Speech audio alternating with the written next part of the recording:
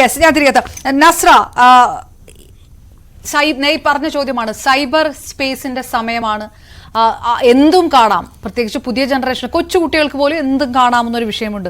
Serial കൂടി അങ്ങനെ influence ചെയ്യാൻ പറ്റുമോ? അതിനേക്കാൾ കൂടുതൽ ഇൻഫ്ലുവൻസേഴ്സ് ഈ വെബ് പ്ലാറ്റ്ഫോമുകളിൽ മുഴുവൻ നിൽക്കുമോ? ഇൻസ്റ്റാ റീലുകളൊക്കെ കൊച്ചുകുട്ടികളുടെ മുന്നിൽ ഇങ്ങനെ വന്ന് നിറയുമ്പോൾ സീരിയലിനെ ഇൻഫ്ലുവൻസ് ചെയ്യാവുന്നൊരു സ്ഥിതിയുണ്ടോ? നിങ്ങളൊരു ജനറേഷൻ അങ്ങനെ കരുതുന്നുണ്ടോ? കേൾക്കാം നസ്ര, പറഞ്ഞോളൂ.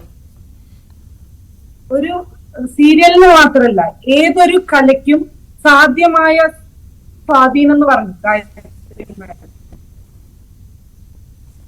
അങ്ങനെ പറഞ്ഞു നോക്കുകയാണെങ്കിൽ ഏതൊരു മീഡിയത്തിനും ഇൻഫ്ലുവൻസ് ചെയ്യാനുള്ള പോസിബിലിറ്റി ഉണ്ട്.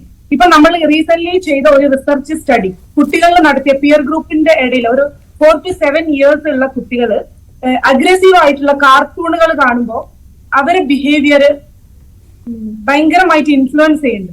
അവര് ടീച്ചേഴ്സിനോടും പാരന്റ്സിനോടും അഗ്രസീവ് ആയിട്ട് ബിഹേവ് ചെയ്യുന്നു. അപ്പോ ഏതൊരു മീഡിയയും നെഗറ്റീവ് ആയിട്ടുള്ള അഗ്രസീവ് ആയിട്ടുള്ള മെസ്സേജ് ആണ് കൺവേ ചെയ്യുന്നതെങ്കിൽ അത് കുട്ടികളെ മാത്രമല്ല ഏതൊരു വ്യക്തിനെയും സ്വാധീനിക്കാൻ സാധ്യതയുണ്ട്.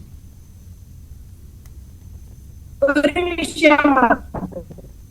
പിന്നെ പ്രേംകുമാർ സാറിന്റെ ഉദ്ദേശശുദ്ധി വളരെ സമൂഹത്തിന് ഉതകുന്ന രീതിയിൽ കല ബെറ്റർ ആവണം എന്ന സത്യസന്ധമായ ഉദ്ദേശശുദ്ധിയോട് കൂടിയാണ് അദ്ദേഹം പറഞ്ഞതെങ്കിൽ അദ്ദേഹം പറഞ്ഞ ഈ വിഷയത്തോടു കൂടി ഞാൻ 100% യോജിക്കുകയാണ്. അത് സീരിയൽ എന്നുള്ളൊരു വിഷയം മാത്രമല്ല, സിനിമ എല്ലാത്തിലും ഇത് ബാധകമാണെന്നുള്ളതാണ്. ഓക്കെ, ചെറിയ സാങ്കേതിക വിഷയങ്ങൾ. നസ്രയിലേക്ക് പെട്ടെന്ന് നസ്ര പറയുന്നത്